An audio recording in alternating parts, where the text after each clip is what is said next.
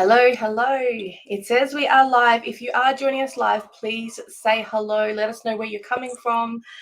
It's always nice to know how we are connecting. I'm just going to do the normal checkup to make sure we are actually going live. Yes, we are. Lovely, lovely. Beautiful, beautiful. Well, I can hear already that my chickens are warming up to start being loud, so they may come in at any moment. Oh, yes. I don't know if you can hear them already doing the quack, quack, quack, quack, quack. Yeah, they sound happy. They're getting ready to lay some eggs, I reckon. So, all right, let's just begin this. Hello and welcome, everyone. Today, this is another interview in my co-author Spotlight series that I'm doing with co-authors of a book that I'm co-authoring in as well, which is A Woman's Journey to Empowerment. I am so honored to be part of this book, part of this co-creation, and I really wanted to get the other co-authors into my space so you can see how amazing some of their stories are as well, and just listen to how they are bringing their own form of magic, their own medicine, their own amazingness into the world. And today I'm joined by Robyn, and I am so blessed to have you here. Thank you for joining me. Oh, thank you so much, Louise. Thank you for doing this. It's wonderful to be here and to share. Yes, absolutely. Beautiful. Before we go any further, I do want to give an acknowledgement of country, and then I'll get into some questions for Robyn. So I, Louise O'Reilly of the Wadawurrung and Noongar people, would like to acknowledge the Whadjuk people of the Noongar Nation as the traditional and ongoing custodians of the lands and waters on which I am on. I am very grateful to their custodianship and their custodial role on both the physical and spiritual planes, and I would like to pay deep respects to the elders of this space and thank them for their guidance and their community leadership. I'd also like to extend that acknowledgement and respect out to the custodians of the lands on which you're on, and also pay respects to the elders in whatever title they refer to themselves in those spaces. Yes, my chickens also extend their acknowledgement as well and pay their respect. So, Robyn, thank you so much. Isn't it amazing how the universe just speaks to us and helps us lighten the mood with different things, especially in the form of children and animals? And the fact that my chickens are so close to my office, they're always joining in and taking part. Yeah, that's beautiful. They're bringing their own joy. I love it. Absolutely. I'm just going to take my bracelet off, because when I get really excited when I do these things and I wave my arms around and they smack on my desk and make this really clunk noise. So I just had to take my bracelet off. So first question, can you tell us a little bit about you and the amazingness that you're bringing into the world? Oh, sure. I'd love to. So I'm actually a mum. So I've got 3 beautiful teenage daughters, and yeah, they keep me busy. They keep me growing and keep me present. So that's probably a whole nother talk. I love nature, absolutely have a deep connection with Mother Nature. So I would love to be out there walking in the bush most days. Unfortunately, life's busy, but yeah, I just have such an appreciation for nature. And I guess a little bit more about what I do is my soul calling and my passion is to support women to have the relationships that they deeply desire. And this was birthed out of my own relationship pain and trauma, and then my own journey of transformation and overcoming. So I help women to clear love blocks in their inner world. And then I also give them tools and skills and insight so they can create the kind of harmonious relationships that they want to, and yeah, that they're deeply desiring. So that would be it in a nutshell. Yeah. Lovely. I love the fact that you've made it so much more complex than this is a role that I play in terms of my profession or my purpose. This is my purpose, but don't forget, I'm a whole human being. I'm also a mum. I'm also have my own traumas that I bring into this. I love the fact that you've made it more than just that 2-dimensional space. Thank you, Louise. Yeah, I feel like we are. We're multi-dimensional, and we can get stuck in one area of our lives, but it's when we bring all of our passions and gifts and interests together that we're really lit up from within. Yeah. Yes, yes, absolutely. Beautiful. And I'm sure this is going to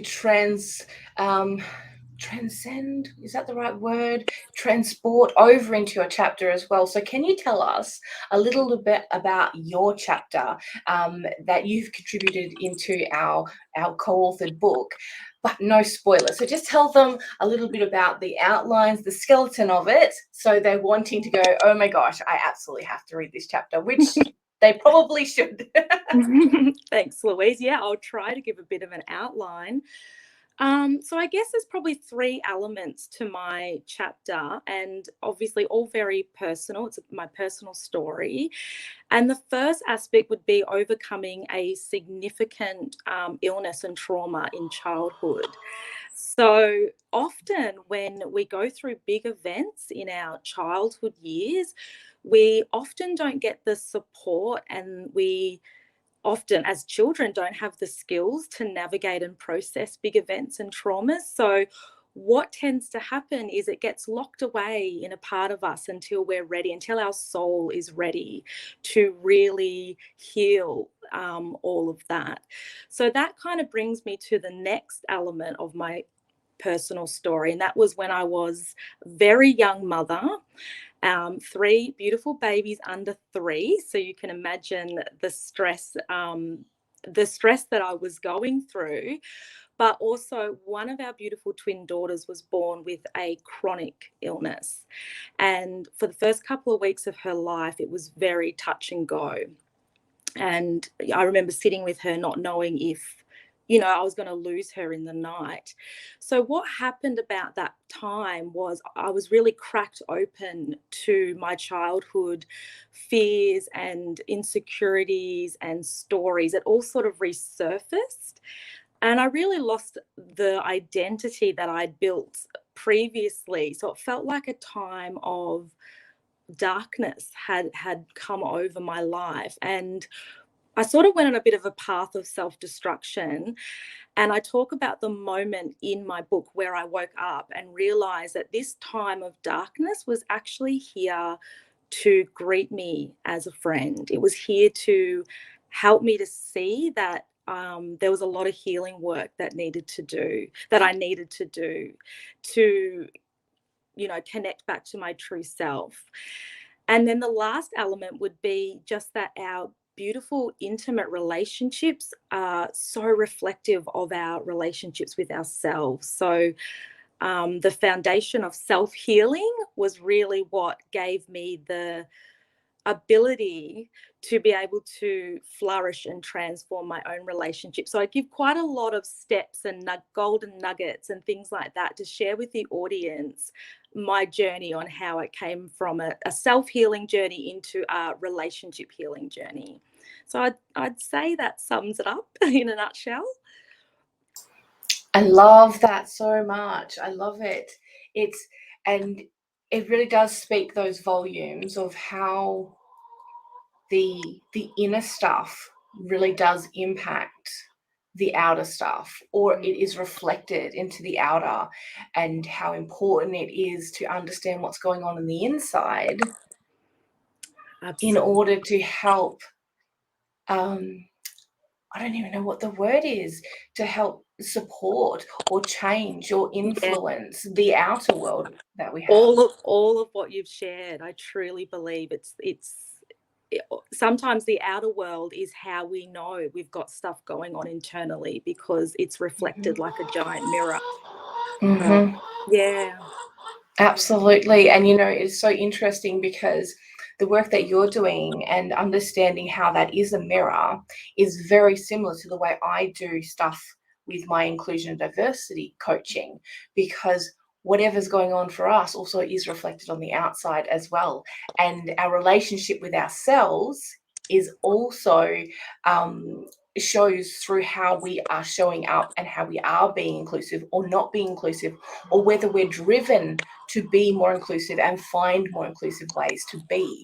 So it's very, very, very interlinked. I You love know, it.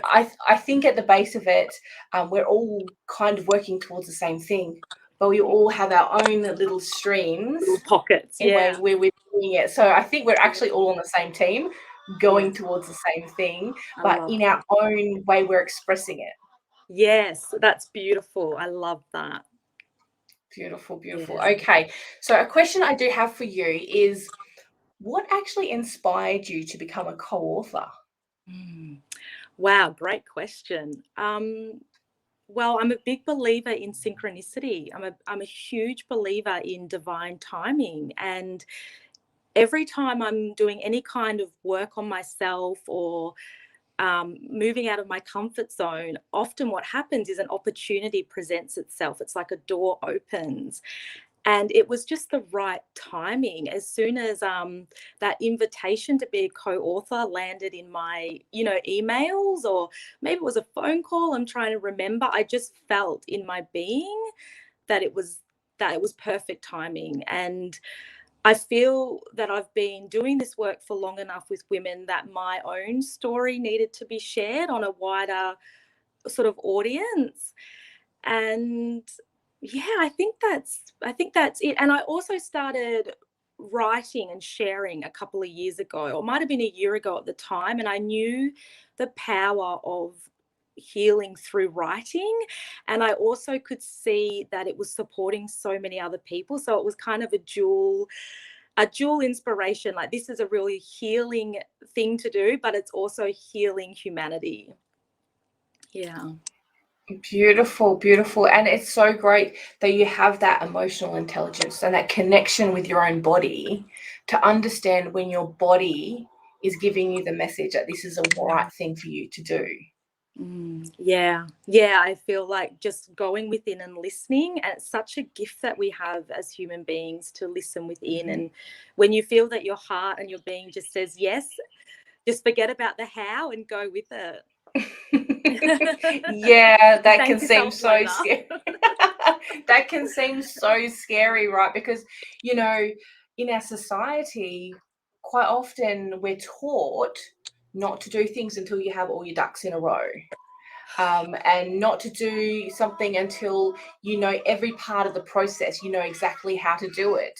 And if this is very different from the entrepreneurial world. If you are a business owner, you are an entrepreneur, you understand that you want to do something and you don't know how to do it, but you're just going to take one step at a time to get there.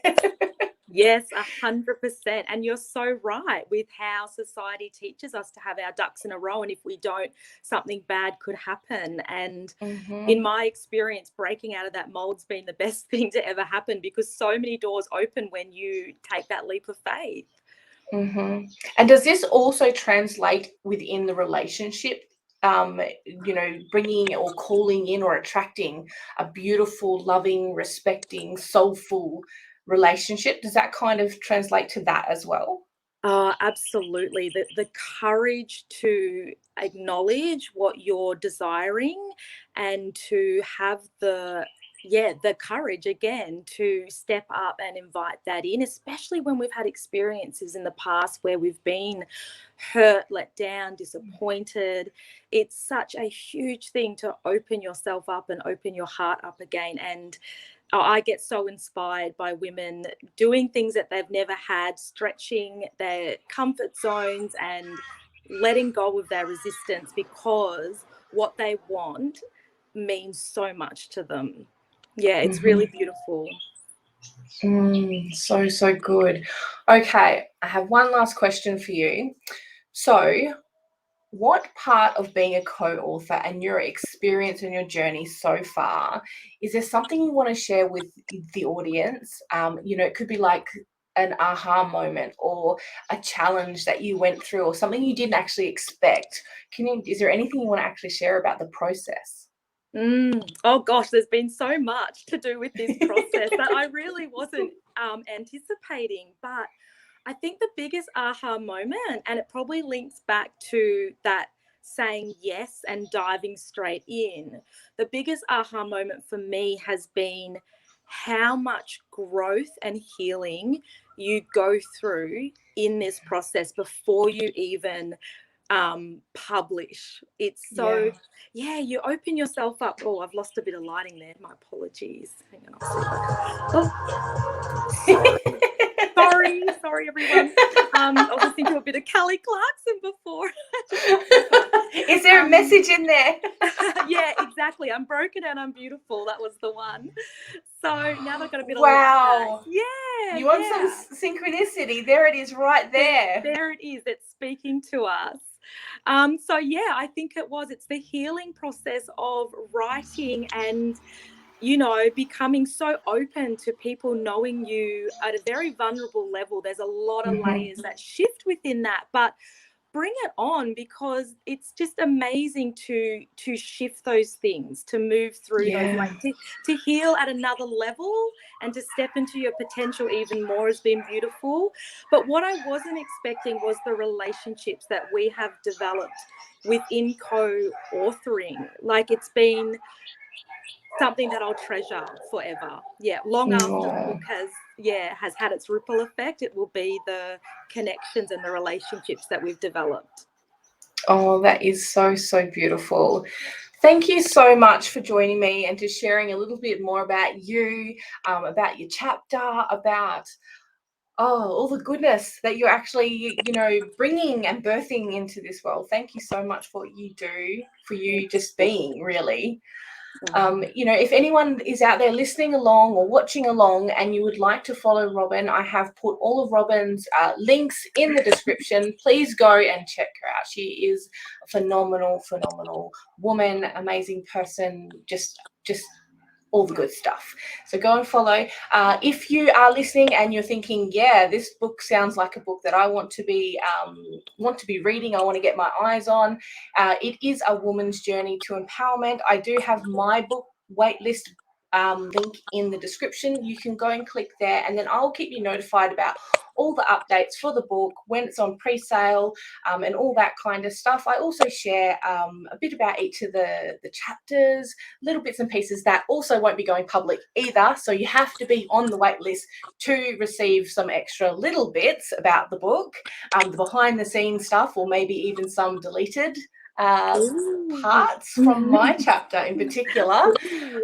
So that will be interesting. And if you are part of Robyn's audience, you are one of Robyn's followers, please get in contact with Robyn and jump on her waitlist, because I'm sure Robyn has plenty of goodies for you there too. Thank you so much. Thank you, gorgeous. Thank you so much. You're so welcome. You're so welcome. And thank you for everyone for listening along, and we'll see you next time. Bye.